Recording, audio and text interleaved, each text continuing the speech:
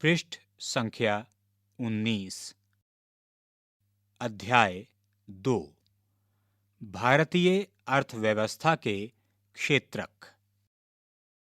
आर्थिक कार्यों के क्षेत्रक। इस पृष्ठ पर कुछ चित्र दिए गए हैं। इन चित्रों में लोग विभिन्न आर्थिक गतिविधियों में कार्यरत हैं। इनमें से कुछ गतिविधियां वस्तुओं का उत्पादन करती हैं, कुछ अन्य सेवाओं का सृजन करती हैं। ये गतिविधियां हमारे चारों ओर हर समय संपादित होती हैं, यहाँ तक कि हमारे बोलने में भी। हम इन गतिविधियों को कैसे समझ सकते हैं? इन्हें समझने का एक तरीका यह है कि कुछ महत्वपूर्ण मानदंडों के आधार पर इन्हें विभिन्न समूहों में वर्गीकृत कर दिया जाए। इन समूहों को क्षेत्रक भी कहते हैं।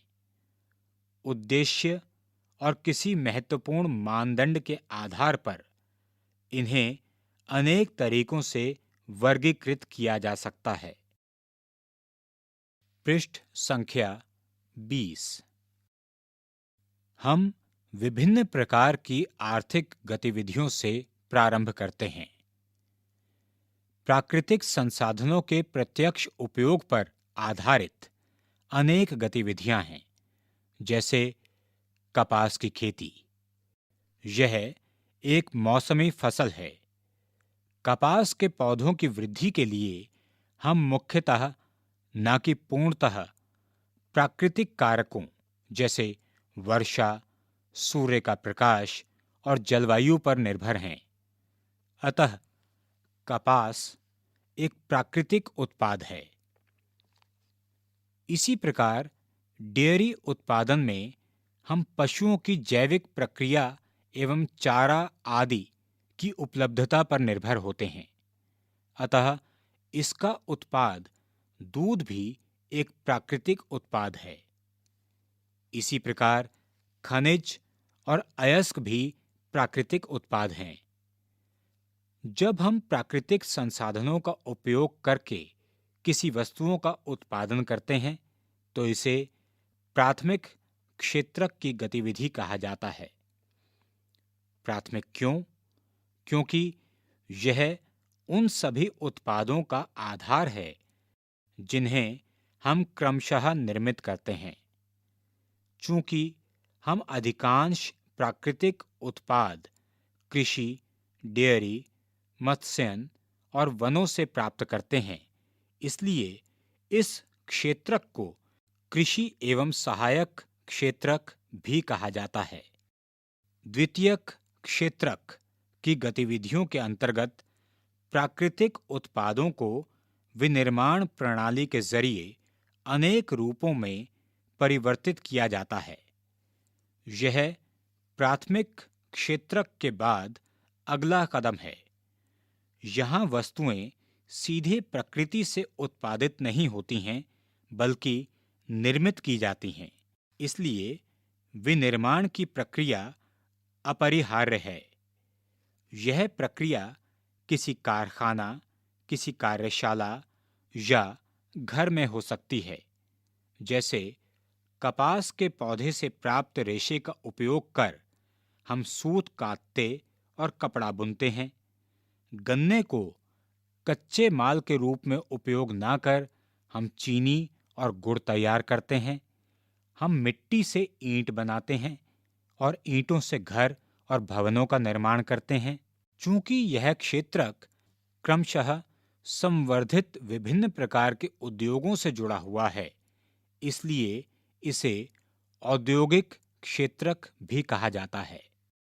प्राथमिक और द्वितीयक क्षेत्रक के अतिरिक्त आर्थिक गतिविधियों की एक तीसरी कोटि भी है, जो तृतीयक क्षेत्रक के अंतर्गत आती है और ऊपर बताए गए दो क्षेत्रकों से भिन्न है।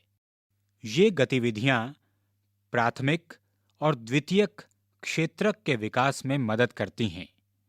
ये गतिविधियां स्वतः वस्तुओं का उत्पादन नहीं करती हैं, बल्कि उत्पादन प्रक्रिया में सहयोग या मदद करती हैं।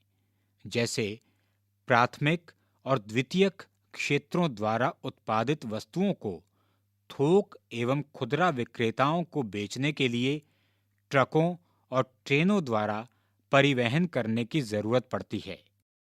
कभी-कभी वस्तुओं को गोदामों में भंडारित करने की आवश्यकता होती है। हमें उत्पादन और व्यापार में सहूलियत के लिए टेलीफोन पर दूसरों से वार्तालाप करने या पत्राचार, संवाद या बैंकों से कर्ज लेने की भी आवश्यकता होती है। परिवहन, भंडारण, संचार, बैंक सेवाएं और व्यापार तृतीयक गतिविधियों के कुछ उदाहरण हैं। चूंकि ये गतिविधियां वस्तुओं की बजाय सेवाओं का सृजन करती हैं, इसलिए तृतीयक क्षेत्रक को सेवा क्षेत्रक भी कहा जाता है।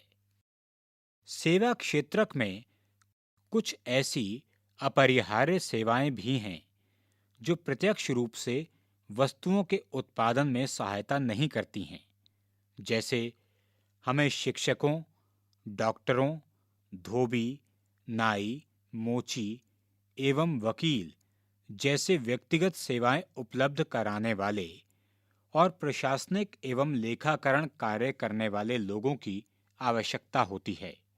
वर्तमान समय में सूचना प्रौद्योगिकी पर आधारित कुछ नवीन सेवाएं जैसे internet cafe, ATM booth, call centre, software company इत्यादि भी महत्वपूर्ण हो गई हैं। पृष्ठ संख्या 21। यद्यपि आर्थिक गतिविधियां 3 विभिन्न वर्गों में विभाजित हैं, फिर भी ये बहुत अधिक परस्पर निर्भर हैं। हम कुछ उदाहरण दे रहे हैं। तालिका 2.1 आर्थिक गतिविधियों के उदाहरण।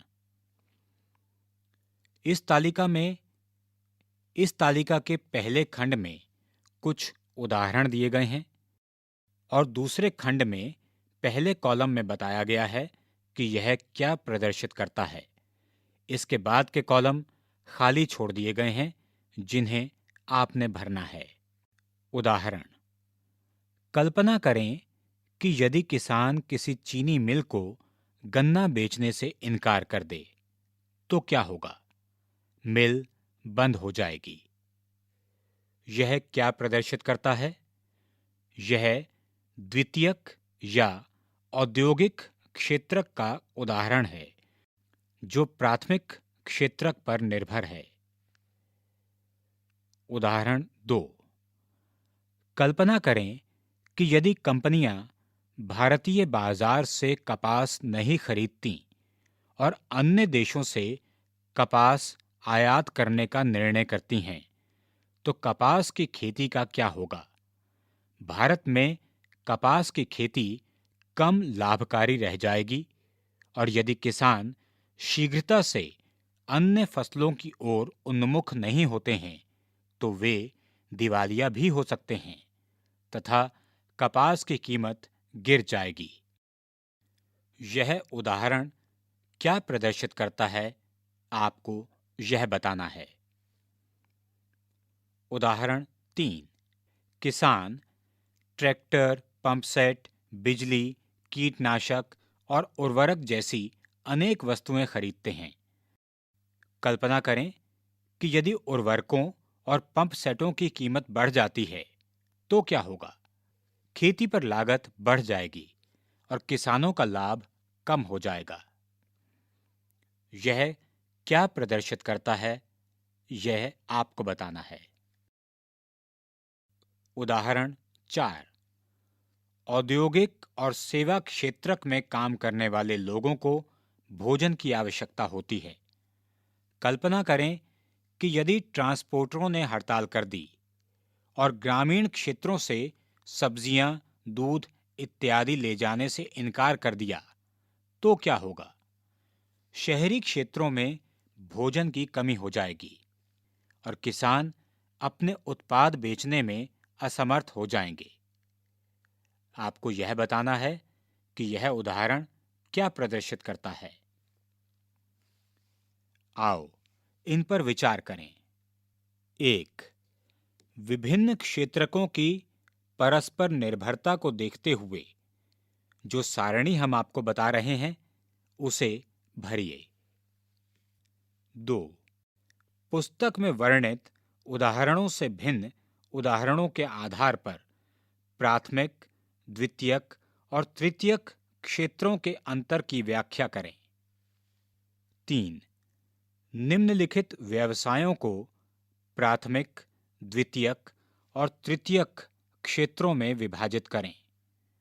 दर्जी, टोकरी बुनकर, फूल की खेती करने वाला, दूध विक्रेता, मछुआरा, पुजारी, कुरियर पहुंचाने वाला, दिया सलाई कारखाना में श्रमिक, महाजन, माली, कुम्हार, मधुमक्खी पालक, अंतरिक्ष यात्री, कॉल सेंटर का कर्मचारी। 4. विद्यालय में छात्रों को प्रायः प्राथमिक और द्वितीयक अथवा वरिष्ठ और कनिष्ठ वर्गों में विभाजित किया जाता है। इस विभाजन की कसौटी क्या है? क्या आप मानते हैं कि यह विभाजन उपयुक्त है? चर्चा करें। पृष्ठ संख्या 22। 3 क्षेत्रकों की तुलना। प्राथमिक, द्वितीयक एवं तृतीयक क्षेत्रक के विविध उत्पादन कार्यों से काफी अधिक मात्रा में वस्तुओं और सेवाओं का उत्पादन होता है। साथ ही इन क्षेत्रकों में काफी अधिक संख्या में लोग वस्तुओं और सेवाओं के उत्पादन के लिए काम करते हैं।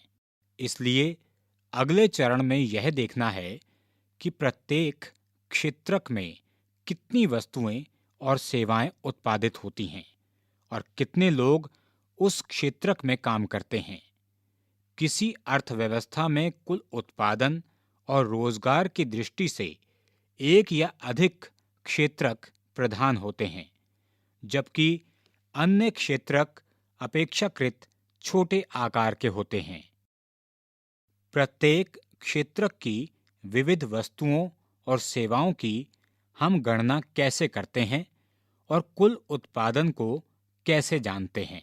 आप सोचते होंगे कि हजारों की संख्या में उत्पादित वस्तुओं और सेवाओं की गणना करना असंभव कार्य है। यह न केवल वृहद कार्य है, बल्कि आप आश्चर्यचकित भी होंगे कि हम कारों और कंप्यूटरों, कीलों और फर्नीचरों की संख्या का योगफल कैसे कर सकते हैं।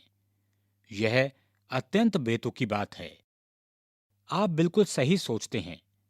इस समस्या के समाधान के लिए अर्थशास्त्रियों का सुझाव है कि वस्तुओं और सेवाओं की वास्तविक संख्याओं का योग करने के स्थान पर उनके मूल्य का उपयोग किया जाना चाहिए। जैसे यदि 10,000 किलोग्राम गेहूं 8 रुपए प्रति किलोग्राम की दर से बेचा जाता है, तो गेहूं का मूल्य 80,000 रुपए होगा। 10 रुपए प्रति नारियल की दर से 5,000 नारियल का मूल्य 50,000 रुपए होगा। इसी प्रकार तीनों क्षेत्रकों के वस्तुओं और सेवाओं के मूल्य की गणना की जा सकती है और उसके बाद योगफल प्राप्त करते हैं। ध्यान रखें कि यहाँ एक सावधानी बरतने की जरूरत है। उत्पादित और बेची गई प्रत्येक वस्तु या सेवा की गणना करने की जरूरत नहीं है। केवल अंतिम वस्तुओं और सेवाओं की गणना का ही औचित्य है। जैसे एक किसान किसी आटा मिल को 8 रुपए प्रति किलोग्राम की दर से गेहूं बेचता है। मिल में गेहूं की पिसाई होती है और बिस्कुट कंपनी को आटा 10 रुपए प्रति किलोग्राम की दर से बेचा जाता है। बिस्कुट कंपनी आटा के साथ चीनी एवं तेल जैसी चीजों का उपयोग करती है और बिस्कुट के 4 पैकेट बनाती है। वह बाजार में उपभोक्ताओं को 60 रुपए में 15 रुपए प्रति पैकेट बिस्कुट बेचती है। अतः बिस्कुट ही अंतिम उत्पाद है। अर्थात वह वस्तु जो उपभोक्ताओं तक पहुंचती है। केवल अंतिम वस्तुओं और सेवाओं की ही गणना क्यों की जाती है? दिए गए उदाहरण में अंतिम वस्तु के विपरीत गेहूं और आटा जैसी वस्तुएं मध्यवर्ती वस्तुएं हैं। मध्यवर्ती वस्तुएं अंतिम वस्तुओं और सेवाओं के निर्माण में इस्तेमाल की जाती हैं। अंतिम वस्तुओं के मूल्य में मध्यवर्ती वस्तुओं का मूल्य पहले से ही शामिल होता है। बिस्कुट अर्थात अंतिम वस्तु के मूल्य में 60 रुपए में पहले से ही आटा का मूल्य 10 रुपए शामिल है। पृष्ठ संख्या 23। इसी प्रकार अन्य सभी मध्यवर्ती वस्तुओं का मूल्य भी शामिल होगा। अतः गेहूं और आटा के मूल्य की अलग अलग गणना उचित नहीं है, क्योंकि तब हम एक ही वस्तु के मूल्य की गणना कई बार करते हैं। पहले गेहूं के रूप में, फिर आटा के रूप में और अंततः अंतिम वस्तु बिस्कुट के मूल्य की कई बार गणना करते हैं। किसी विशेष वर्ष में प्रत्येक क्षेत्रक द्वारा उत्पादित अंतिम वस्तुओं और सेवाओं का मूल्य उस वर्ष के क्षेत्रक के कुल उत्पादन की जानकारी प्रदान करता है। तीनों क्षेत्रकों के उत्पादनों के योगफल को देश का सकल घरेलू उत्पाद जीडीपी कहते हैं। यह किसी देश के भीतर किसी विशेष वर्ष में उत्पादित सभी अंतिम वस्तुओं और सेवाओं का मूल्य है। जीडीपी अर्थव्यवस्था की विशालता प्रदर्शित करता है। भारत में जीडीपी मापन जैसा कठिन कार्य केंद्र सरकार के मंत्रालय द्वारा किया जाता है। यह मंत्रालय राज्यों एवं केंद्र शासित क्षेत्रों के विभिन्न सरकारी विभागों की सहायता से वस्तुओं और सेवाओं की कुल संख्या और उनके मूल्य से संबंधित सूचनाएं एकत्र करता है और तब जीडीपी का अनुमान करता है। क्षेत्रकों में ऐतिहासिक परिवर्तन। सामान्यतः अधिकांश विकसित देशों के इतिहास में यह देखा गया है कि विकास की प्रारंभिक अवस्थाओं में प्राथमिक क्षेत्रक ही आर्थिक सक्रियता का सबसे महत्वपूर्ण क्षेत्रक रहा है। जैसे जैसे कृषि प्रणाली परिवर्तित होती गई और कृषि क्षेत्रक समृद्ध होता गया, वैसे वैसे पहले की तुलना में अपेक्षाकृत अधिक उत्पादन होने लगा। अब अनेक लोग दूसरे कार्य करने लगे। शिल्पियों और व्यापारियों की संख्या में वृद्धि होने लगी। क्रय विक्रय की गतिविधियां कई गुना बढ़ गईं। इसके अतिरिक्त अनेक लोग परिवहन, प्रशासक और सैनिक कार्य इत्यादि से जुड़े थे। फिर भी इस अवस्था में अधिकांश उत्पादित वस्तुएं प्राकृतिक उत्पाद थीं, जो प्राथमिक क्षेत्रक में आती थीं, और अधिकांश लोग इसी क्षेत्रक में रोजगार करते थे।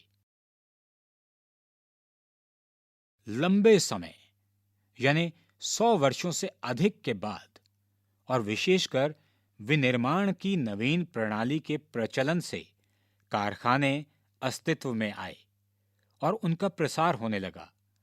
जो लोग पहले खेतों में काम करते थे, उनमें से बहुत अधिक लोग अब कारखानों में काम करने लगे। कारखानों में सस्ती दरों पर उत्पादित वस्तुओं का लोग इस्तेमाल करने लगे।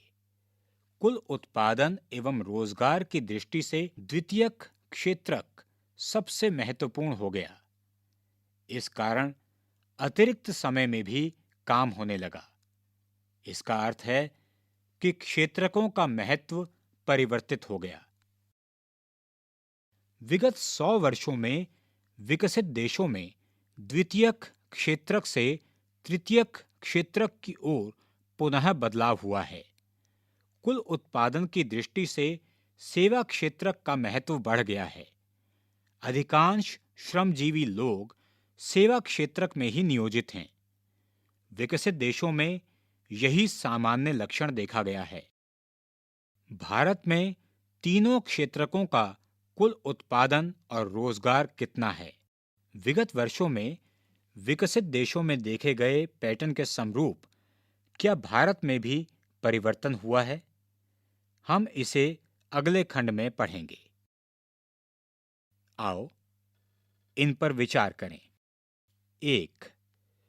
विकसित देशों का इतिहास क्षेत्रकों में हुए परिवर्तन के संबंध में क्या संकेत करता है?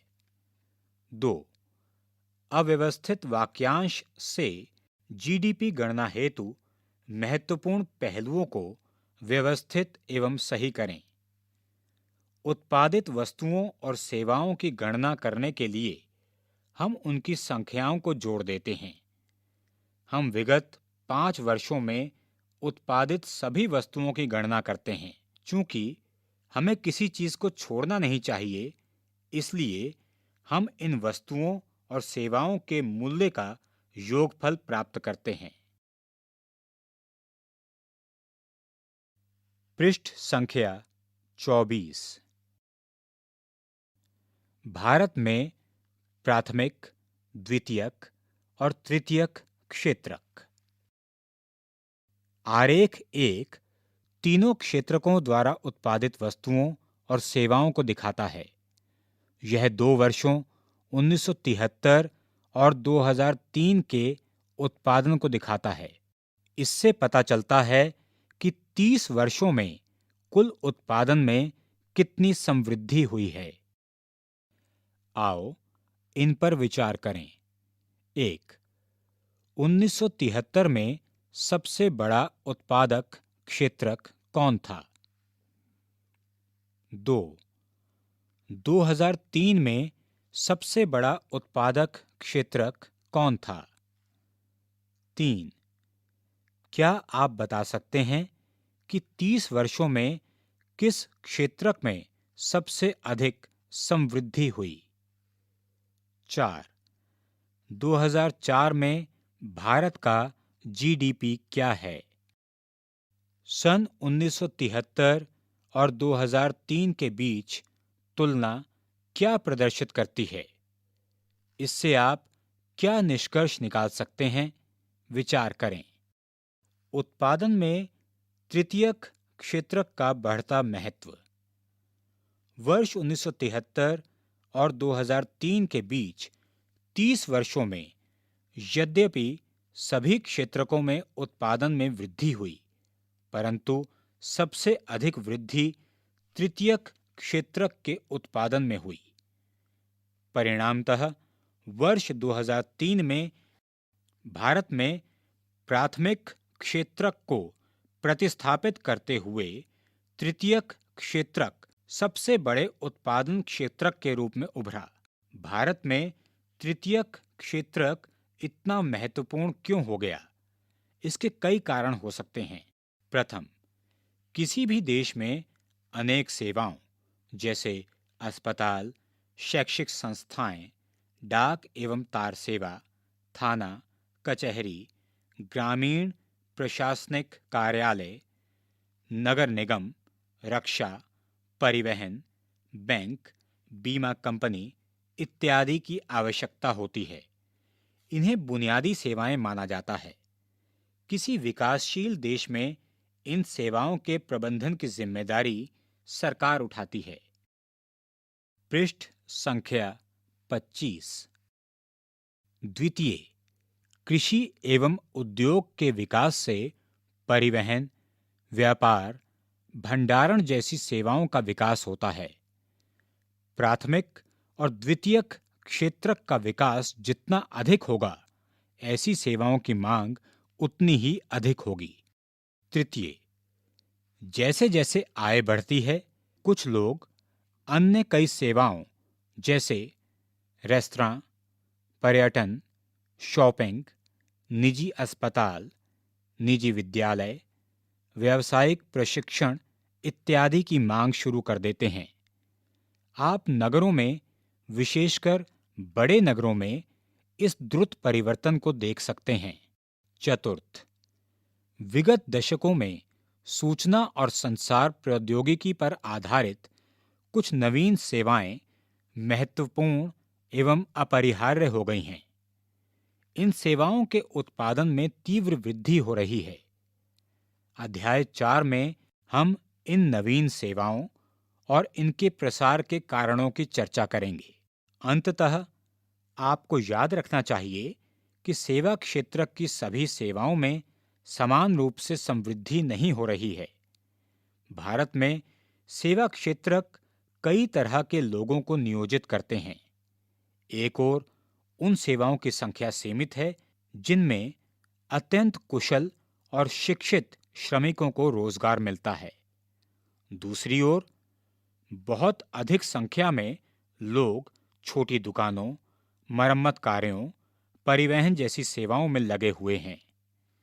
वे लोग बड़ी मुश्किल से जीविका निर्वाह कर पाते हैं और वे इन सेवाओं में इसलिए लगे हुए हैं क्योंकि उनके पास कोई अन्य वैकल्पिक अवसर नहीं है। इस कारण सेवा क्षेत्र के केवल कुछ भागों का ही महत्व बढ़ गया है। आप इनके बारे में अगले खंड में विस्तार से पढ़ेंगे। अधिकांश लोग कहाँ नियोजित हैं? आरेख 2 जीडीपी में तीनों क्षेत्रकों की प्रतिशत हिस्सेदारी प्रस्तुत करता है।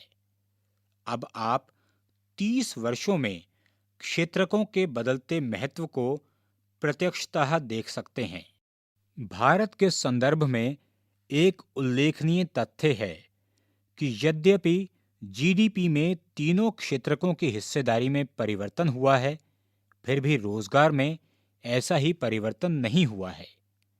आरेख 3 वर्ष 1973 और वर्ष 2003 में तीनों क्षेत्रकों में रोजगार की हिस्सेदारी को दिखाता है। वर्ष 2000 में भी प्राथमिक क्षेत्र सबसे बड़ा नियोक्ता बना रहा। प्राथमिक क्षेत्रक से रोजगार का ऐसा ही क्षेत्रक स्थानांतरण क्यों नहीं हुआ? इसका कारण यह है कि द्वितीयक और तृतीयक क्षेत्रक में रोजगार के पर्याप्त अवसरों का सृजन नहीं हुआ। यद्यपि इस अवधि में वस्तुओं के औद्योगिक उत्पादन में 8 गुना वृद्धि हुई, परंतु औद्योगिक रोजगार में महज 2.5 गुना ही वृद्धि हुई। तृतीयक क्षेत्रक पर भी यही बात लागू होती है। पृष्ठ संख्या 26। तृतीयक क्षेत्रक पर भी यही बात लागू होती है। सेवा क्षेत्रक में उत्पादन में 11 गुना वृद्धि हुई, परंतु रोजगार में 3 गुना से भी कम वृद्धि हुई। परिणामतः देश में आधे से अधिक श्रमिक प्राथमिक क्षेत्रक, मुख्यतः कृषि क्षेत्र में काम कर रहे हैं, जिसका जीडीपी में योगदान केवल 1/4 है। इसकी तुलना में द्वितीयक और तृतीयक क्षेत्रक का जीडीपी में हिस्सा 3/4 है, परंतु ये क्षेत्र आधे से भी कम लोगों को रोजगार प्रदान करते हैं। क्या इसका अर्थ यह है कि कृषि क्षेत्र में लगे श्रमिक अपनी क्षमता से कम उत्पादन कर रहे हैं? क्या इसका अर्थ यह है कि कृषि में आवश्यकता से अधिक लोग लगे हुए हैं? अतएव यदि आप कुछ लोगों को कृषि क्षेत्र से हटा देते हो, तो भी उत्पादन प्रभावित नहीं होगा। दूसरे शब्दों में, कृषि क्षेत्र के श्रमिकों में अल्प बेरोजगारी है। एक छोटे किसान लक्ष्मी का उदाहरण लेते हैं, जिसके पास 2 हेक्टेयर असिंचित भूमि है, जो सिंचाई के लिए केवल वर्षा पर निर्भर है और ज्वार एवं अरहर जैसी फसलें उपजाती है। उसके परिवार के सभी 5 सदस्य उस भूमि पर वर्ष भर काम करते हैं। क्यों? क्योंकि उन्हें कहीं और रोजगार उपलब्ध नहीं है। आप देखेंगे कि प्रत्येक व्यक्ति काम कर रहा है, कोई बेकार नहीं है, परंतु वास्तव में उनका श्रम प्रयास विभाजित है। प्रत्येक व्यक्ति कुछ काम कर रहा है, परंतु किसी को भी पूर्ण रोजगार प्राप्त नहीं है। यह अल्प बेरोजगारी की स्थिति है, जहां लोग प्रत्यक्ष रूप से काम कर रहे हैं, लेकिन सभी अपनी क्षमता से कम काम कर रहे हैं। इस प्रकार की अल्प बेरोजगारी को छिपी हुई कहते हैं, क्योंकि यह उन लोगों की बेरोजगारी जिनके पास कोई रोजगार नहीं है और बेकार बैठे हुए हैं से अलग है। खुली बेरोजगारी, इसीलिए इसे प्रच्छन्न बेरोजगारी भी कहा जाता है। अब मान लेते हैं कि एक भूस्वामी सुखराम आता है और अपनी जमीन पर काम करने के लिए लक्ष्मी के परिवार के एक या दो सदस्यों को भाड़े पर ले जाता है। अब लक्ष्मी के परिवार को मजदूरी के द्वारा कुछ अतिरिक्त आय होती है। चूंकि आपको छोटे से भूखंड पर काम करने के लिए 5 लोगों की जरूरत नहीं है, अतः 2 लोगों के चले जाने से कृषि उत्पादन प्रभावित नहीं होता है। दिए गए उदाहरण में 2 सदस्य किसी कारखाने में भी काम करने के लिए जा सकते हैं। एक बार फिर परिवार की कमाई में वृद्धि होगी और वे लोग अपनी भूमि से पहले जैसा उत्पादन करते रहेंगे। भारत में लक्ष्मी की तरह लाखों किसान हैं। इसका अर्थ है कि यदि हम कुछ लोगों को कृषि क्षेत्र से हटाकर उन्हें कहीं और समुचित रोजगार उपलब्ध करा दें, तो भी कृषि उत्पादन पर बुरा प्रभाव नहीं पड़ेगा। कोई अन्य रोजगार करने से लोगों की आय से परिवार की कुल आय में वृद्धि होगी। अल्प बेरोजगारी दूसरे क्षेत्रकों में भी हो सकती है। उदाहरण के लिए, शहरों में सेवा क्षेत्र में हजारों अनियत श्रमिक हैं जो दैनिक रोजगार की तलाश करते हैं। वे प्लम्बर, पेंटर, मरम्मत कार्य जैसे रोजगार करते हैं और अन्य लोग असुविधाजनक विषम काम करते हैं। उनमें से कई रोजाना काम नहीं पाते हैं। इसी प्रकार हम सेवा क्षेत्र के कुछ लोगों को सड़कों पर ठेला खींचते अथवा कुछ चीजें बेचते हुए देखते हैं, जहां वे पूरा दिन बिता देते हैं, परंतु बहुत कम कमा पाते हैं। वे यह काम इसलिए कर रहे हैं क्योंकि उनके पास कोई बेहतर अवसर नहीं है। पृष्ठ संख्या 27। आओ इन पर विचार करें। 1. आरेख 2 और 3 में दिए गए आंकड़ों का प्रयोग कर सारणी की पूर्ति करें और नीचे दिए गए प्रश्नों का उत्तर दें।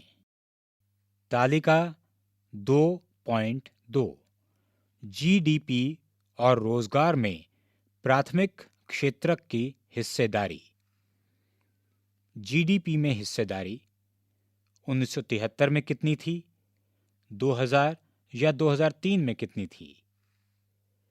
रोजगार में हिस्सेदारी 1973 में कितनी थी, वर्ष 2000 या 2003 में कितनी थी? 30 वर्षों में प्राथमिक क्षेत्रक में आप क्या परिवर्तन देखते हैं? 2. सही उत्तर का चयन करें। अल्प बेरोजगारी तब होती है जब लोग अ. काम करना नहीं चाहते, ब.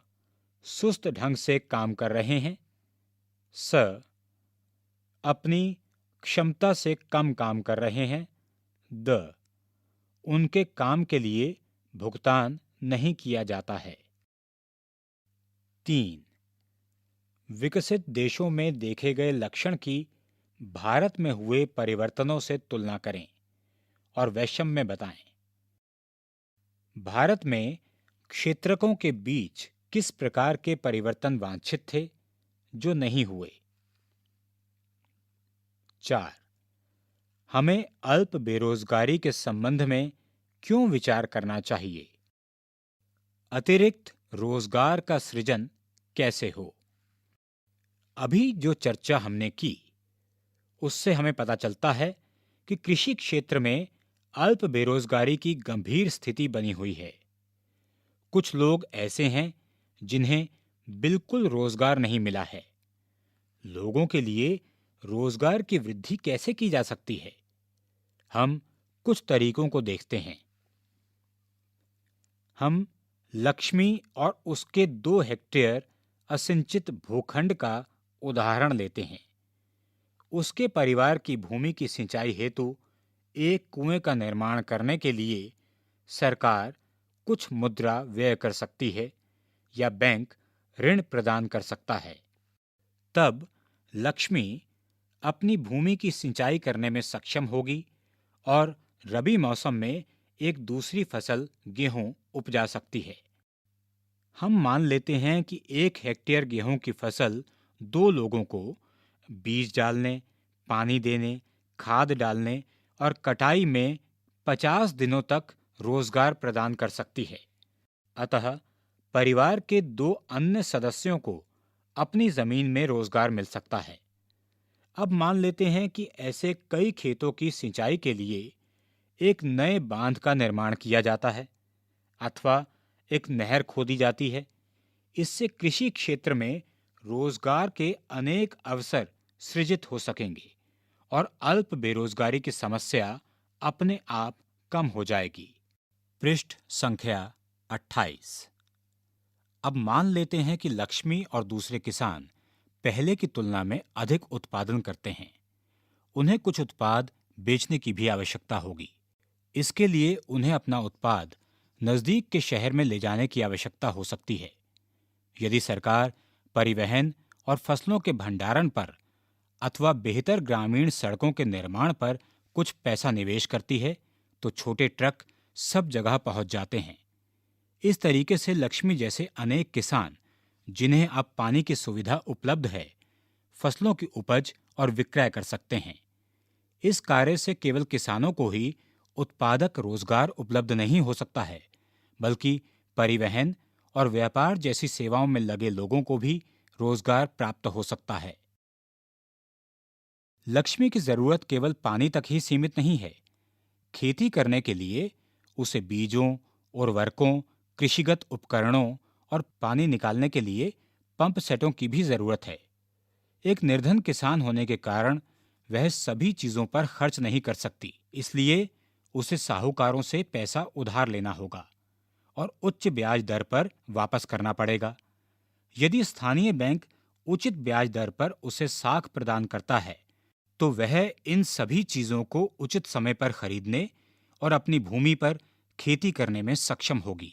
तात्पर्य यह है कि पानी के साथ साथ कृषि में सुधार के लिए किसानों को सस्ते कृषि साख भी प्रदान करने की जरूरत है।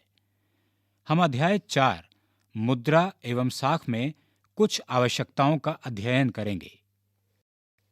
हम एक अन्य तरीके से इस समस्या का समाधान कर सकते हैं। वह तरीका है अर्ध ग्रामीण क्षेत्रों में उन उद्योगों और सेवाओं की पहचान करना और उन्हें बढ़ावा देना जहां बहुत अधिक लोग नियोजित किए जा सकें। उदाहरण के लिए मान लेते हैं कि अनेक किसान अरहर और मटर यानी दलहन फसलें उपजाने का निर्णय करते हैं।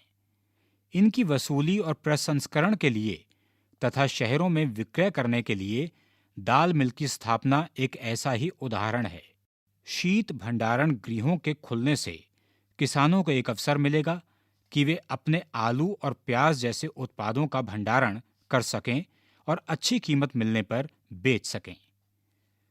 वन क्षेत्रों के निकटवर्ती गांवों में हम शहद संग्रह केंद्रों की शुरुआत कर सकते हैं, जहां किसान वनों से प्राप्त शहद बेच सकें।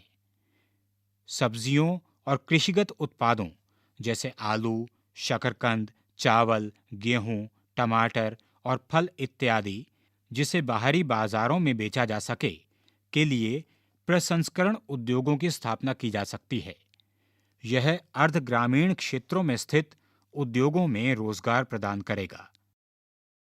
आपके विचार से आपके क्षेत्र में किस समूह के लोग बेरोजगार अथवा अल्प बेरोजगार हैं? क्या आप कुछ उपाय सुझा सकते हैं जिन पर अमल किया जा सके? क्या आप जानते हैं कि भारत में विद्यालय जाने के आयु वर्ग में लगभग 20 करोड़ बच्चे हैं। इनमें लगभग 2/3 ही विद्यालय जाते हैं, शेष विद्यालय नहीं जाते हैं। वे या तो घर पर रहते होंगे या उनमें से अधिकतर बाल श्रमिक के रूप में काम कर रहे होंगे। यदि ये बच्चे भी विद्यालय जाने लगें तो हमें और अधिक भवनों, अध्यापकों और अन्य कर्मचारियों की आवश्यकता होगी। पृष्ठ संख्या 29। योजना आयोग द्वारा किए गए एक अध्ययन के अनुसार केवल शिक्षा क्षेत्र में लगभग 20 लाख रोजगारों का सृजन किया जा सकता है। इसी प्रकार यदि हमें स्वास्थ्य की स्थिति में सुधार करना है तो हमें ग्रामीण क्षेत्रों में काम करने वाले और अधिक डॉक्टरों, नर्सों और स्वास्थ्य कर्मचारियों की आवश्यकता पड़ेगी। ये कुछ ऐसे तरीके हैं जिनसे रोजगार का सृजन होगा और हम विकास के महत्वपूर्ण पहलुओं पर विचार कर पाने में भी सक्षम होंगे, जिन पर हम अध्याय 1 में चर्चा कर चुके हैं। प्रत्येक राज्य या प्रदेश में वहां के निवासियों की आय और उनके रोजगार में वृद्धि करने की संभावना होती है। यह पर्यटन अथवा क्षेत्रीय शिल्प उद्योग अथवा सूचना प्रौद्योगिकी जैसे नवीन सेवाओं के माध्यम से हो सकता है। इनमें से कुछ के लिए समुचित योजना एवं सरकारी सहायता की आवश्यकता होगी। उदाहरण के लिए, योजना आयोग के अध्ययन के अनुसार यदि पर्यटन क्षेत्र में सुधार होता है तो हम प्रतिवर्ष 35 लाख से अधिक लोगों को अतिरिक्त रोजगार प्रदान कर सकते हैं। हम जानते हैं कि चर्चा किए गए कुछ सुझावों के अमल में लंबा समय लगेगा, अतः छोटी अवधि के लिए हमें कुछ द्रुत उपायों की जरूरत है। इसे ध्यान में रखते हुए केंद्र सरकार ने अभी हाल में भारत के 200 जिलों में काम का अधिकार लागू करने के लिए एक कानून बनाया है। इसे राष्ट्रीय ग्रामीण रोजगार गारंटी अधिनियम 2005 NREGA अर्थात नरेगा 2005 कहते हैं। राष्ट्रीय ग्रामीण रोजगार गारंटी अधिनियम 2005 के अंतर्गत उन सभी लोगों जो काम करने में सक्षम हैं और जिन्हें काम की जरूरत है को सरकार द्वारा वर्ष में 100 दिन के रोजगार की गारंटी दी गई है। यदि सरकार रोजगार उपलब्ध कराने में असफल रहती है तो वह लोगों को बेरोजगारी भत्ता देगी। अधिनियम के अंतर्गत उस तरह के कामों को वरीयता दी जाएगी जिनसे भविष्य में भूमि से उत्पादन बढ़ाने में मदद मिलेगी। आओ इन पर विचार करें। 1. आपके विचार से NREGA को काम का अधिकार क्यों कहा गया है? 2. कल्पना कीजिए कि आप ग्राम के प्रधान हैं और उस हैसियत से कुछ ऐसे क्रियाकलापों का सुझाव दीजिए जिन्हें आप मानते हैं कि उनसे लोगों की आय में वृद्धि होगी और उन्हें इस अधिनियम के अंतर्गत शामिल किया जाना चाहिए। चर्चा करें। 3. यदि किसानों को सिंचाई और विपणन सुविधाएं उपलब्ध कराई जाती हैं तो रोजगार और आय में वृद्धि कैसे होगी? 4. शहरी क्षेत्रों में रोजगार में वृद्धि कैसे की जा सकती है? पृष्ठ संख्या 30। संगठित और असंगठित के रूप में क्षेत्रकों का विभाजन। अब हम आर्थिक कार्यों को विभाजित करने के एक अन्य तरीके का परीक्षण करते हैं। इसे लोगों के नियोजित होने के आधार पर देखते हैं। उनके काम करने की शर्तें क्या हैं? क्या कोई नियम विनियम हैं जिनका उनके रोजगार के संदर्भ में अनुपालन किया जाता है? कांता। कांता एक कार्यालय में काम करती है। वह सुबह 9:30 से शाम 5:30 तक कार्यालय में रहती है। वह नियमित रूप से प्रत्येक माह के अंत में अपना वेतन पाती है। वेतन के अतिरिक्त वह सरकारी नियमों के तहत भविष्य निधि भी प्राप्त करती है। उसे चिकित्सीय और अन्य भत्ते भी मिलते हैं। कांता रविवार को कार्यालय नहीं जाती है। इस दिन सवेतन अवकाश होता है। उसने जब नौकरी आरंभ की थी, तब उसे एक नियुक्ति पत्र दिया गया था, जिसमें नौकरी संबंधी निबंधन और शर्तों का उल्लेख किया गया था। कमल। कमल कांता का पड़ोसी है। वह नजदीक के किराना दुकान में दैनिक मजदूरी करने वाला श्रमिक है। वह सुबह 7:30 बजे दुकान पर जाता है और शाम 8 बजे तक काम करता है। उसे अपनी मजदूरी के अतिरिक्त अन्य कोई भत्ता नहीं मिलता है। जिस दिन वह काम नहीं करता, उस दिन की मजदूरी उसे नहीं मिलती है। उसे कोई छुट्टी या सवेतन अवकाश नहीं मिलता है। उसे कोई औपचारिक पत्र नहीं मिला है जिसमें दुकान में नियुक्ति के बारे में कहा गया हो। उसका नियोक्ता उसे किसी भी समय काम से हटने के लिए कह सकता है। क्या आप कांता और कमल के रोजगार की परिस्थितियों में अंतर देखते हैं? कांता संगठित क्षेत्रक में काम करती है। संगठित क्षेत्रक में वे उद्यम और कार्यस्थान आते हैं जहां रोजगार की अवधि नियमित होती है और इसलिए लोगों के पास सुनिश्चित काम होता है। वे क्षेत्रक सरकार द्वारा पंजीकृत होते हैं और उन्हें सरकारी नियमों और विनियमों का अनुपालन करना होता है। इन नियमों एवं विनियमों का अनेक विधियों जैसे कारखाना अधिनियम, न्यूनतम मजदूरी अधिनियम, सेवानुदान अधिनियम, दुकान एवं प्रतिष्ठान अधिनियम इत्यादि में उल्लेख किया गया है। इसे संगठित क्षेत्रक कहते हैं क्योंकि इसकी कुछ औपचारिक प्रक्रिया एवं कार्यविधि है। कुछ लोग किसी के द्वारा नियोजित नहीं होते, बल्कि वे स्वतः काम कर सकते हैं, परंतु वे भी अपने को सरकार के समक्ष पंजीकृत कराते हैं और नियमों एवं विनियमों का अनुपालन करते हैं। संगठित क्षेत्र के कर्मचारियों को रोजगार सुरक्षा के लाभ मिलते हैं। उनसे एक निश्चित समय तक ही काम करने की आशा की जाती है। यदि वे अधिक काम करते हैं तो नियोक्ता द्वारा उन्हें अतिरिक्त वेतन दिया जाता है। वे नियोक्ता से कई दूसरे लाभ भी प्राप्त करते हैं। वे लाभ क्या हैं? वे सवेतन छुट्टी, अवकाश काल में भुगतान, भविष्य निधि, सेवानुदान इत्यादि पाते हैं। वे चिकित्सीय लाभ पाने के हकदार होते हैं और नियमों के अनुसार कारखाना मालिक को पेयजल और सुरक्षित वातावरण जैसी सुविधाओं को सुनिश्चित करना होता है। जब वे सेवानिवृत्त होते हैं तो पेंशन भी प्राप्त करते हैं। पृष्ठ संख्या 31। इसके विपरीत कमल असंगठित क्षेत्रक में काम करता है। असंगठित क्षेत्रक छोटी छोटी और बिखरी इकाइयों, जो अधिकांशतः सरकारी नियंत्रण से बाहर होती हैं, से निर्मित होता है। इस क्षेत्रक के नियम और विनियम तो होते हैं, परंतु उनका अनुपालन नहीं होता है। वे कम वेतन वाले रोजगार हैं और प्रायः नियमित नहीं हैं। यहाँ अतिरिक्त समय में काम करने, सवेतन छुट्टी, अवकाश, बीमारी के कारण छुट्टी इत्यादि का कोई प्रावधान नहीं है। रोजगार सुरक्षित नहीं है। श्रमिकों को बिना किसी कारण काम से हटाया जा सकता है।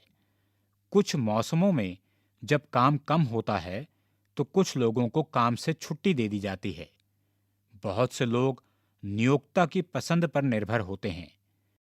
इस क्षेत्रक में काफी संख्या में लोग अपने अपने छोटे कार्यों जैसे सड़कों पर विक्रय अथवा मरम्मत कार्य में स्वतः नियोजित हैं। इसी प्रकार किसान अपने खेतों में काम करते हैं और जरूरत पड़ने पर मजदूरी पर श्रमिकों को लगाते हैं। आओ इन पर विचार करें। 1. हम आपको कुछ उदाहरण बता रहे हैं। आपको बताना है कि इनमें से कौन सी असंगठित क्षेत्र की गतिविधियां हैं।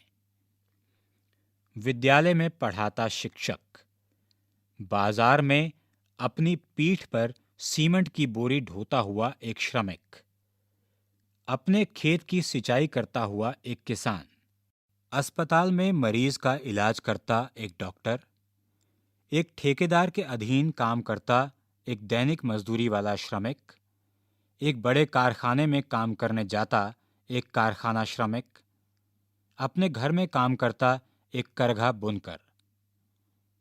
2. संगठित क्षेत्रक में नियमित काम करने वाले एक व्यक्ति और असंगठित क्षेत्रक में काम करने वाले किसी दूसरे व्यक्ति से बात करें। सभी पहलुओं पर उनकी कार्य स्थितियों की तुलना करें।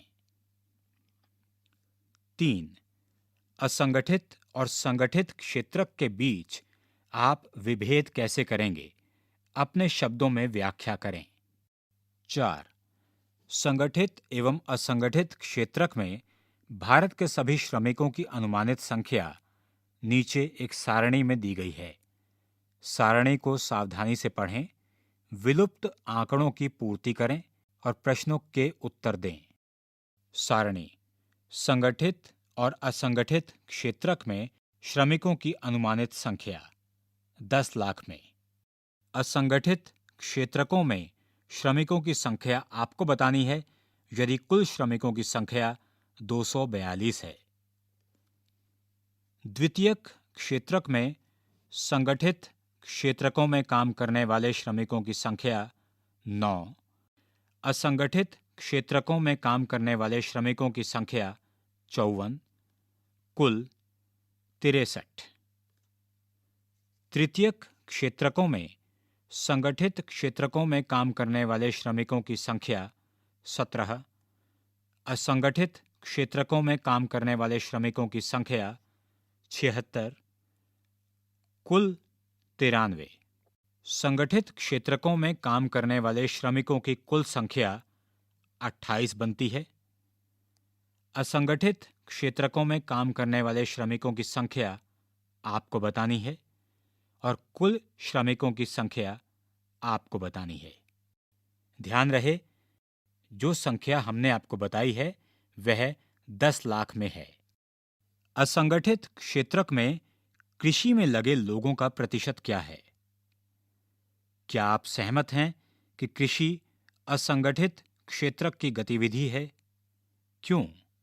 यदि हम संपूर्ण देश पर नजर डालते हैं तो पाते हैं कि भारत में रिक्त स्थान प्रतिशत श्रमिक असंगठित क्षेत्रक में हैं। भारत में लगभग रिक्त स्थान प्रतिशत श्रमिकों को ही संगठित क्षेत्रक में रोजगार उपलब्ध है। पृष्ठ संख्या 32। असंगठित क्षेत्रक के श्रमिकों का संरक्षण कैसे हो? संगठित क्षेत्रक अत्यधिक मांग पर ही रोजगार प्रस्तावित करता है, लेकिन संगठित क्षेत्रक में रोजगार के अवसरों में अत्यंत धीमी गति से वृद्धि हो रही है। यह भी आमतौर पर पाया जाता है कि संगठित क्षेत्रक असंगठित क्षेत्रक के रूप में काम करते हैं। वे ऐसी रणनीति, करवंचन एवं श्रमिकों को संरक्षण प्रदान करने वाली विधियों के अनुपालन से बचने के लिए अपनाते हैं। परिणामतः बहुत अधिक श्रमिक असंगठित क्षेत्रक में काम करने के लिए विवश हुए हैं, जो बहुत कम वेतन देते हैं। उनका प्रायः शोषण किया जाता है और उन्हें उचित मजदूरी नहीं दी जाती है। उनकी आय कम है और नियमित नहीं है। इस रोजगार में संरक्षण नहीं है और ना ही इसमें कोई लाभ है।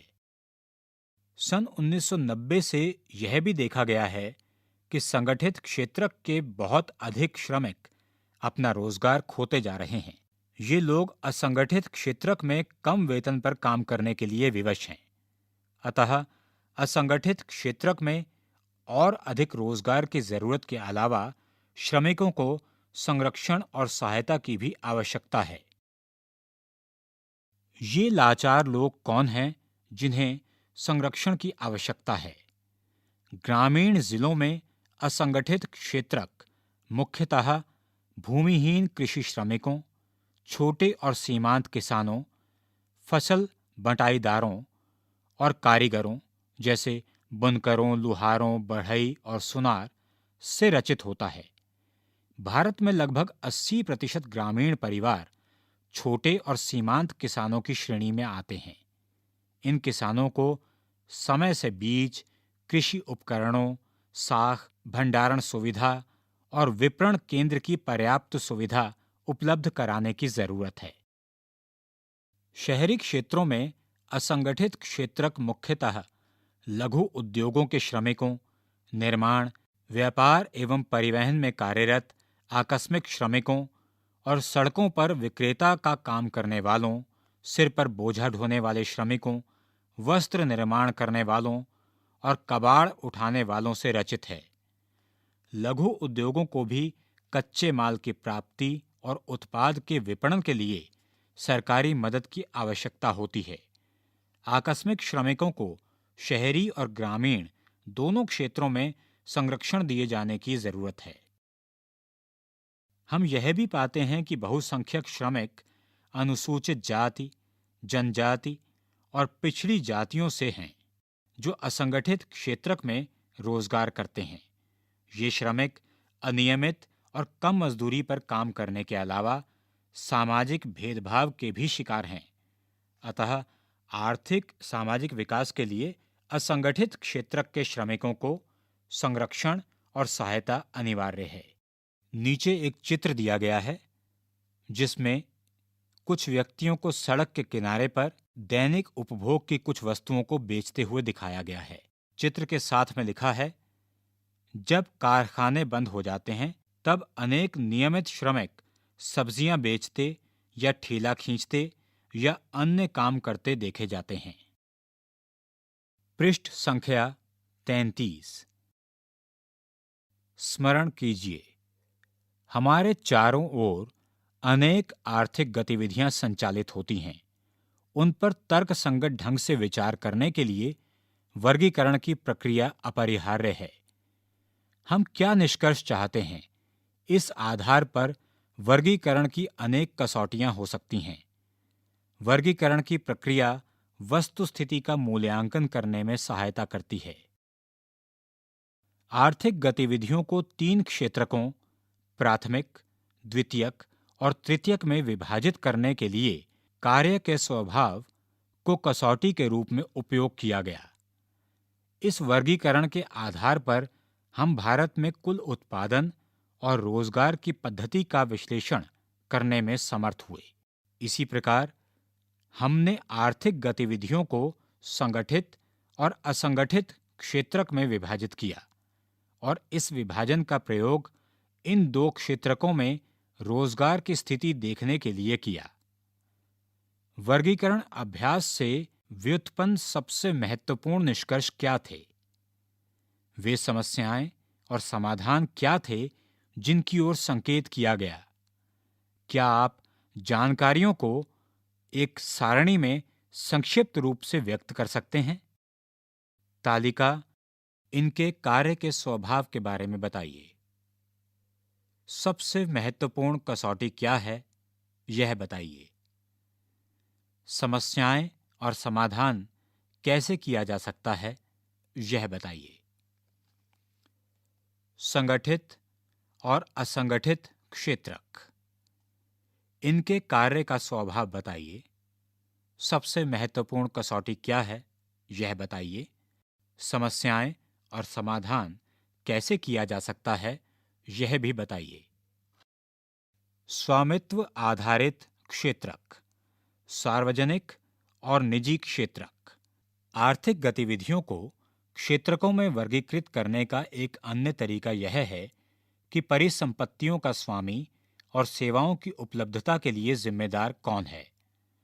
सार्वजनिक क्षेत्रक में अधिकांशतः परिसंपत्तियों पर सरकार का स्वामित्व होता है और सरकार ही सभी सेवाएं उपलब्ध कराती है।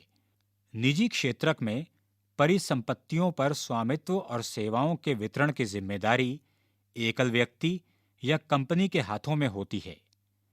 रेलवे अथवा डाकघर सार्वजनिक क्षेत्रक के उदाहरण हैं, जबकि Tata iron and steel company limited, TISCO अथवा रिलायंस इंडस्ट्रीज लिमिटेड जैसी कंपनियां निजी स्वामित्व में हैं।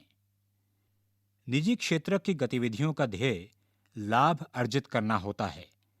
इनकी सेवाओं को प्राप्त करने के लिए हमें इन एकल स्वामियों और कंपनियों को भुगतान करना पड़ता है।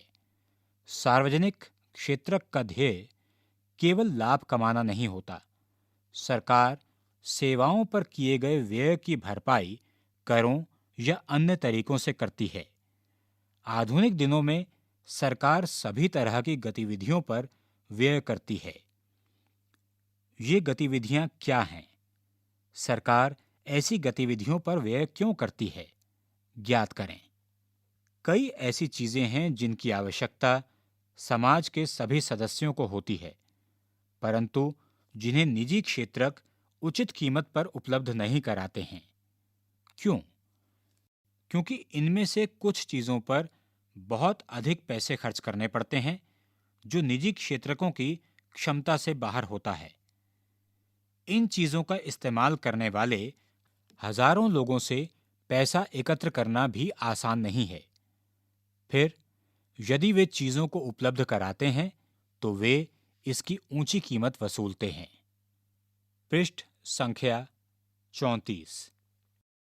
जैसे सड़कों, पुलों, रेलवे, पत्तनों, बिजली आदि का निर्माण और बांध आदि से सिंचाई की सुविधा उपलब्ध कराना। इसीलिए सरकार ऐसे भारी व्यय स्वयं उठाती है और सभी लोगों के लिए इन सुविधाओं को सुनिश्चित करती है। कुछ गतिविधियां ऐसी हैं जिन्हें सरकारी समर्थन की जरूरत पड़ती है। निजी क्षेत्रक उन उत्पादनों अथवा व्यवसायों को तब तक जारी नहीं रख सकते जब तक सरकार उन्हें प्रोत्साहित नहीं करती है। जैसे उत्पादन मूल्य पर बिजली की बिक्री से औद्योगिक उत्पादन और लागत में वृद्धि हो सकती है। अनेक इकाइयां, विशेषकर लघु इकाइयां, बंद हो सकती हैं। यहां सरकार उस दर पर बिजली उत्पादन और वितरण के लिए कदम उठाती है जिस पर ये उद्योग बिजली खरीद सकते हैं। सरकार लागत का कुछ अंश वहन करती है।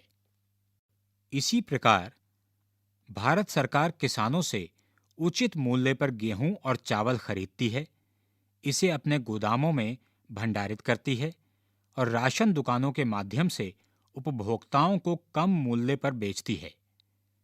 आपने कक्षा 9 में खाद्य सुरक्षा अध्याय में इसके बारे में पढ़ा है। सरकार लागत का कुछ भाग वहन करती है। इस प्रकार सरकार किसानों और उपभोक्ताओं दोनों को सहायता पहुंचाती है। अधिकतर आर्थिक गतिविधियां ऐसी हैं जिनकी प्राथमिक जिम्मेदारी सरकार पर है। इन पर व्यय करना सरकार की अनिवार्यता है, जैसे सभी के लिए स्वास्थ्य और शिक्षा सुविधाएं उपलब्ध कराना। हमने पहले अध्याय में कुछ गतिविधियों पर विचार किया है। समुचित ढंग से विद्यालय चलाना और गुणात्मक शिक्षा, विशेषकर प्राथमिक शिक्षा उपलब्ध कराना सरकार का कर्तव्य है। भारत में निरक्षरों की संख्या विश्व में सबसे अधिक है। इसी प्रकार हम जानते हैं कि भारत के लगभग आधे बच्चे कुपोषण के शिकार हैं और उनमें से 1/4 गंभीर रूप से बीमार हैं। हमने शिशु मृत्यु दर के बारे में पढ़ा है। उड़ीसा 87 अथवा मध्य प्रदेश 85 का शिशु मृत्यु दर विश्व के निर्धनतम भागों जैसे अफ्रीकी देशों से भी अधिक है। सरकार को मानव विकास के पक्षों जैसे सुरक्षित पेयजल की उपलब्धता, निर्धनों के लिए आवासीय सुविधाएं और भोजन एवं पोषण पर ध्यान देने की जरूरत है। सरकार का यह भी कर्तव्य है कि वह बजट बढ़ाकर अत्यंत निर्धनों की और देश के पूर्णतः उपेक्षित भागों की देखभाल करे। सारांश: इस अध्याय में हमने आर्थिक गतिविधियों को कुछ सार्थक समूहों में विभाजित करने के तरीकों का अध्ययन किया। विभाजन का एक तरीका यह परीक्षण करना है कि कोई गतिविधि प्राथमिक, द्वितीयक और तृतीयक क्षेत्रक में से किससे संबंधित होती है। भारत के विगत 30 वर्षों के आंकड़े प्रदर्शित करते हैं कि यद्यपि जीडीपी में सबसे अधिक योगदान तृतीयक क्षेत्रक में उत्पादित वस्तुओं और सेवाओं का है, लेकिन रोजगार अधिकांशतः प्राथमिक क्षेत्रक में ही मिलता है। हमने यह भी देखा है कि देश में रोजगार के अवसरों की वृद्धि के लिए क्या किया जा सकता है। दूसरे वर्गीकरण में हम संगठित और असंगठित क्षेत्रक में काम करने वाले लोगों पर विचार करते हैं। अधिकांशतः लोग असंगठित क्षेत्रक में काम कर रहे हैं, उन्हें संरक्षण अनिवार्य है। हमने सार्वजनिक और निजी क्षेत्रकों की गतिविधियों के बीच अंतर का अध्ययन किया और देखा कि सार्वजनिक गतिविधियों को कुछ निश्चित क्षेत्रों पर केंद्रित करना। पृष्ठ संख्या 35। अभ्यास 1। कोष्ठक में दिए गए सही विकल्प का प्रयोग कर रिक्त स्थानों की पूर्ति कीजिए। क। सेवा क्षेत्रक में रोजगार में उत्पादन के समान अनुपात में वृद्धि। रिक्त स्थान कोष्ठक में दिया है, हुई है, नहीं हुई है। ख। रिक्त स्थान क्षेत्रक के श्रमिक वस्तुओं का उत्पादन नहीं करते हैं। कोष्ठक में दिया है, तृतीयक, कृषि। ग। रिक्त स्थान क्षेत्रक के अधिकांश श्रमिकों को रोजगार सुरक्षा प्राप्त होती है। कोष्ठक में दिया गया है, संगठित, असंगठित। घ। भारत में रिक्त स्थान संख्या में श्रमिक असंगठित क्षेत्रक में काम कर रहे हैं। कोष्ठक में दिया गया है, बड़ी, छोटी। अंगा। कपास एक रिक्त स्थान उत्पाद है और कपड़ा एक रिक्त स्थान उत्पाद है। कोष्ठक में दिया गया है, प्राकृतिक, विनिर्मित। च। प्राथमिक, द्वितीयक और तृतीयक क्षेत्रक की गतिविधियां रिक्त स्थान हैं। कोष्ठक में दिया गया है, स्वतंत्र, परस्पर निर्भर। 2। सही उत्तर का चयन करें। अ। सार्वजनिक और निजी क्षेत्रक किस आधार पर विभाजित हैं? क। रोजगार की शर्तों। ख। आर्थिक गतिविधि के स्वभाव। ग। उद्यमों के स्वामित्व। घ। उद्यम में नियोजित श्रमिकों की संख्या। ब।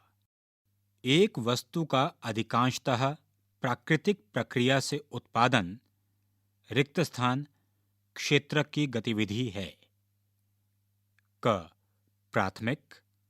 ख। द्वितीयक। ग। तृतीयक। घ। सूचना प्रौद्योगिकी। स। किसी विशेष वर्ष में उत्पादित रिक्त स्थान के मूल्य के कुल योगफल को जीडीपी कहते हैं। क। सभी वस्तुओं और सेवाओं। ख। सभी अंतिम वस्तुओं और सेवाओं। ग। सभी मध्यवर्ती वस्तुओं और सेवाओं। घ। सभी मध्यवर्ती एवं वस्तुओं और सेवाओं। द। जीडीपी के पदों में वर्ष 2003 में तृतीयक क्षेत्रक की हिस्सेदारी रिक्त स्थान है। क। 20% से 30% के बीच। ख। 30% से 40% के बीच। ग। 50% से 60% के बीच। घ। 70%। पृष्ठ संख्या 36। 3। हम आपको कुछ समस्याएं और उनके कुछ संभावित उपाय बता रहे हैं। आपको उन्हें सुमेलित करना है। समस्याएं: 1. असिंचित भूमि। 2. फसलों का कम मूल्य। 3. कर्ज भार। 4. मंदी काल में रोजगार का अभाव। 5. कटाई के तुरंत बाद स्थानीय व्यापारियों को अपना अनाज बेचने की विवशता। संभावित उपाय इस प्रकार हैं: अ. कृषि आधारित मिलों की स्थापना। ब. सहकारी विपणन समिति। स. सरकार द्वारा खाद्यान्नों की वसूली। द. सरकार द्वारा नहरों का निर्माण। य. कम ब्याज पर बैंकों द्वारा साख उपलब्ध कराना। 4. असंगत की पहचान करें और बताएं क्यों।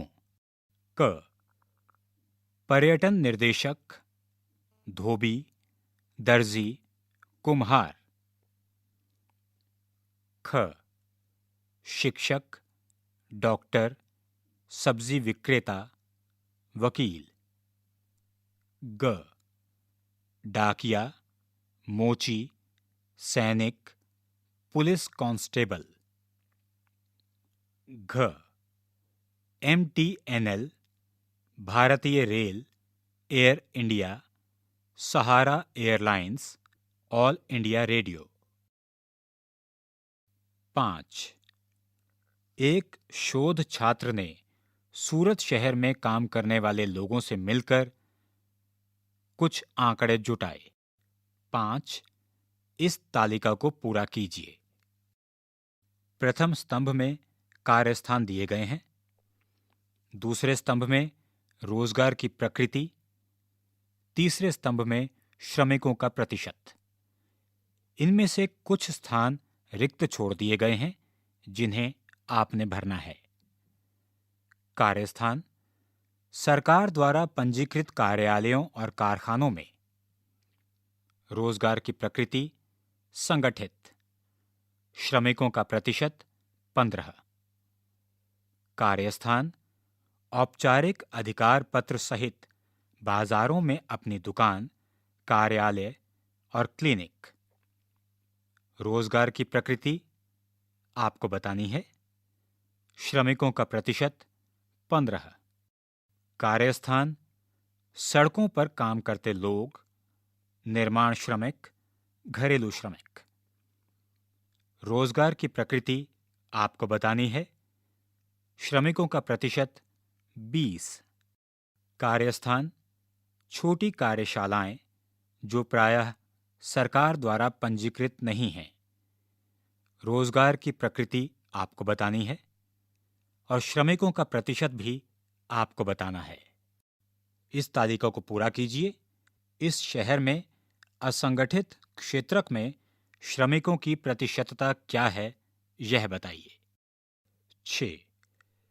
क्या आप मानते हैं कि आर्थिक गतिविधियों का प्राथमिक, द्वितीयक एवं तृतीयक क्षेत्र में विभाजन करने की उपयोगिता है? व्याख्या कीजिए कि कैसे। 7. इस अध्याय में आए प्रत्येक क्षेत्रक को रोजगार और सकल घरेलू उत्पाद GDP पर ही क्यों केंद्रित करना चाहिए, चर्चा करें। 8. जीविका के लिए काम करने वाले अपने आसपास के वयस्कों के सभी कार्यों की लंबी सूची बनाइए। उन्हें आप किस तरीके से वर्गीकृत कर सकते हैं, अपने उत्तर की व्याख्या कीजिए। 9. तृतीयक क्षेत्रक अन्य क्षेत्रकों से भिन्न कैसे है? सउदाहरण व्याख्या कीजिए। 10. प्रच्छन्न बेरोजगारी से आप क्या समझते हैं? शहरी एवं ग्रामीण देशों से उदाहरण देकर व्याख्या कीजिए। 11. खुली बेरोजगारी और प्रच्छन्न बेरोजगारी के बीच विभेद कीजिए। पृष्ठ संख्या 37। 12। भारतीय अर्थव्यवस्था के विकास में तृतीयक क्षेत्रक कोई महत्वपूर्ण भूमिका नहीं निभा रहा है। क्या आप इससे सहमत हैं? अपने उत्तर के समर्थन में कारण दीजिए। 13। भारत में सेवा क्षेत्रक दो विभिन्न प्रकार के लोग नियोजित करता है। ये लोग कौन हैं? 14। असंगठित क्षेत्रक में श्रमिकों का शोषण किया जाता है। क्या आप इस विचार से सहमत हैं? अपने उत्तर के समर्थन में कारण दीजिए। 15। आर्थिक गतिविधियां रोजगार की परिस्थितियों के आधार पर कैसे वर्गीकृत की जाती हैं? 16। संगठित और असंगठित क्षेत्रकों की रोजगार परिस्थितियों की तुलना कीजिए। 17।